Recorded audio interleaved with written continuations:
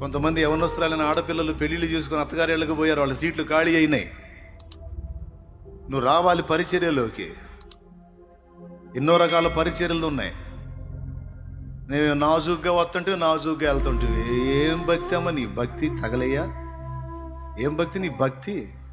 కనీసం నలుగురిని కూర్చోబెట్టి ఒక చిన్న ప్రార్థనా బృందం నడపవు, కనీసం 4 ఇళ్ళకెళ్ళి సువార్త చెప్పవు, కనీసం నలుగురికి సత్య దర్శనాలు పంచవు,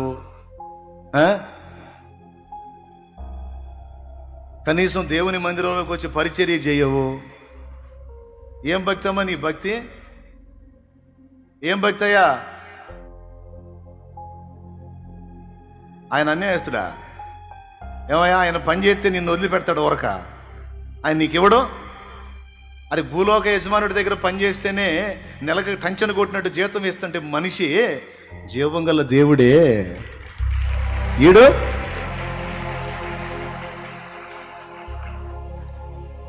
పట్టెడు అన్నం లేదు, పట్టెడు అన్నం లేదు, నూకలు తిన్నా. నూకలు పెట్టాడు, ఒకరోజు అవి కూడా లేకుండా చేశాడు. అసలు ఈడేం చేస్తాడు? ఏం చేస్తాం ఏంది? నీకే స్తోత్రాన్ని కూర్చున్నా. ఆహా, దొరికిందిరా ఒక ఛాన్స్, ఇవాళ ఫస్ట్ ఉండే ఛాన్స్ దొరికింది దేవుని సేవలో. ఈరోజు ఇంట్లోకి లేవు, నా దగ్గర లేవు, జేబులో కూడా ఏమి లేవు, స్తోత్రం అనుకున్నా. సనగల గొనగల పోయి మందిరంలో అడ్డం పడ్డా. స్తోత్రం ప్రభా, హల్లెలూయా. నా సాక్ష్య జీవితంలో కూడా నీ సేవలో ఒకరోజు ఫస్ట్ ఉండే ఛాన్స్ వచ్చింది, నీకు వందనాలు అనుకున్నా. అది కూడా దక్కనిలా నాకు, అది కూడా దక్కనిలా. అప్పుడే వచ్చాడు ఒక తమ్ముడు, కొత్తగా చర్చికి వస్తున్నాడు. అన్న పోదాంపా అన్నాడు. ఎక్కడికి నాయనా అన్నాను. సెంటర్కి పోదాంపా, ఒక టీ తాగుదాం అన్నాడు. నేను రాలేనా, నీరసంగా ఉంది, నువ్వు వెళ్ళన్నా అన్న. రానా అన్నాడు. మళ్ళీ కొత్తగా వస్తున్నాడుగా, మళ్ళీ ఆత్మ ఎక్కడ తేడా పడతాడో ఆయన ఆనందం కోసం పోవాలా. పొయ్యా అడ్డోటి దగ్గర కళ్యాణి హోటల్ అప్పుడు రన్నింగ్లో ఉంది. హోటల్లోకి వెళ్ళా, ఛాయ్ తిప్పుదామని. నన్ను టేబుల్ దగ్గర కూర్చోబెట్టాడు ఆ చిన్నోడు. ఊతప్పం, రకరకాల టిఫిన్ సెక్షన్, రకరకాల ఐటమ్, 4-5 రకాలు నా ముందు పెట్టించాడు ఆ తమ్ముడు. ఎన్నింటప్పుడు? 2:30-3 2:30-3 నేను అడిగాను, తమ్ముడు నువ్వేమన్నావు? ఛాయ్ అన్నావు. టీ అన్నప్పుడు టీయే. మళ్ళీ ఇవన్నీ ఏంది? నా ఫీలింగ్ ఏందో తెలుసా? నా జేబులో డబ్బులు లేకుండా నేను బాను హోటల్కి. నాకు సిగ్గు. దేవునికి స్తోత్రం. ఎవరన్నా తింటే నేను ఇవ్వాలి, అంతేగాని ఎవరి చేత ఇప్పించడం నాకు ఇష్టం ఉండదు. నా దగ్గర డబ్బులు లేవు. ఎన్ని రకాలు చెప్పాడు. చెప్పి నా ముందు కూర్చొని అంటాడు, ఎందుకు తమ్ముడా ఇవన్నీ? ఛాయ్ చెప్పు, ఇవన్నీ నాకు వద్దు అని నేను హడావుడి చేస్తే, అన్నా నేను తిని పండుకున్నా, దేవుడు నాతో మాట్లాడినట్టు అనిపించింది. నువ్వు తిన్నావు, పండుకున్నావు, నా దాసుడు తిన్నాడో లేదో నువ్వు ఆలోచించావా అని దేవుడు నాతో మాట్లాడినట్టు అనిపించింది. అందుకే వచ్చానన్నా, లేకపోతే ఇప్పుడు వచ్చేవాడిని కాదు. పండుకొని నిద్రపోతున్నోడితో దేవుడు మాట్లాడి పంపించాడు. నేనేమనాలి? ఊతప్పం అంటే ఇంతలా ఉంది, అది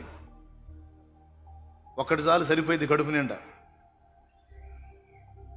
మాట రాలా. ఇక ఆ రొట్టె దుంచుకొని ఏడ్చుకుంటూ కూర్చున్నా. కన్నీళ్లు పడిపోతున్నాయి అక్కడ. ఎందుకు?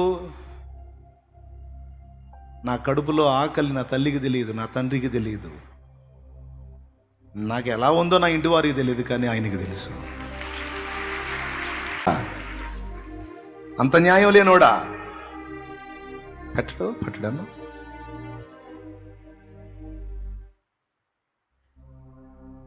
ఈరోజు చూడు, ఆనాడు నాకు పట్టడన్నో లేదు, ఈరోజు మీ అందరికి రెడీ అవుతుంది ఫుడ్. మీరు ఇచ్చిందే కావచ్చు, మీరు చేసిందే కావచ్చు. ప్రియులారా, చిన్న విషయం కాదే.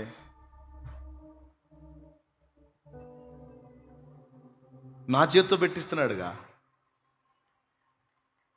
మీదే కావచ్చండి, మా తాతది కాకపోవచ్చు, మా ముత్తాతది కాకపోవచ్చు, మా అయ్యది కాకపోవచ్చు, మీదే. కానీ పెత్తనం నా చేతికి ఇచ్చి నా చేత తినిపిస్తున్నాడుగా.